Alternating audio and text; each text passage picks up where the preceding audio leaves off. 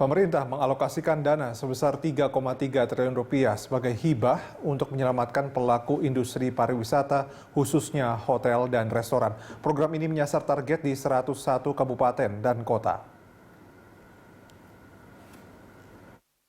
Satu lagi stimulus digelontorkan pemerintah untuk menyelamatkan industri pariwisata nasional dari dampak pandemi COVID-19.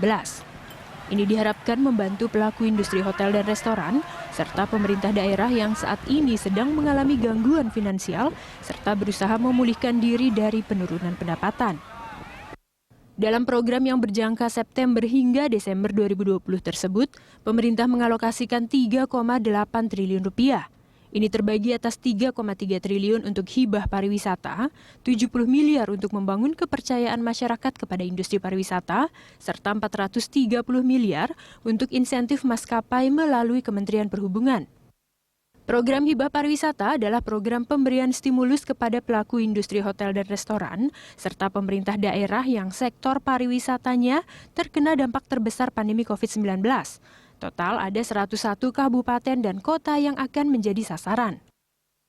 Dana hibah diberikan kepada pemerintah daerah dengan pembagian 70% sebagai bantuan langsung kepada industri hotel dan restoran, serta 30% untuk Pemda bagi penanganan dampak ekonomi dan sosial pandemi, terutama di sektor pariwisata.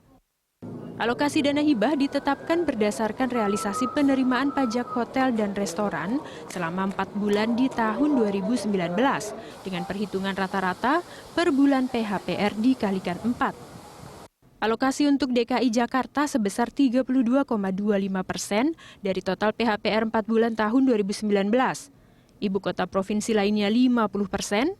Sementara daerah dengan kriteria PHPR minimal 15% dari total pendapatan asli daerah, 10 destinasi pariwisata prioritas, 5 destinasi super prioritas, destinasi branding, dan 100 daerah calendar of event sebesar 100%. Pandemi COVID-19 memukul industri pariwisata Indonesia yang merupakan industri padat karya dan menyerap sekitar 13 juta tenaga kerja. Kunjungan wisatawan global sejak awal tahun hingga Agustus tercatat hanya sekitar 3 juta orang, anjlok dibandingkan 16 juta orang di periode yang sama tahun lalu. Fenomena ini juga terjadi di negara-negara lain, di mana kedatangan wisatawan internasional secara global diperkirakan United Nations World Tourism Organization turun 1 hingga 3%.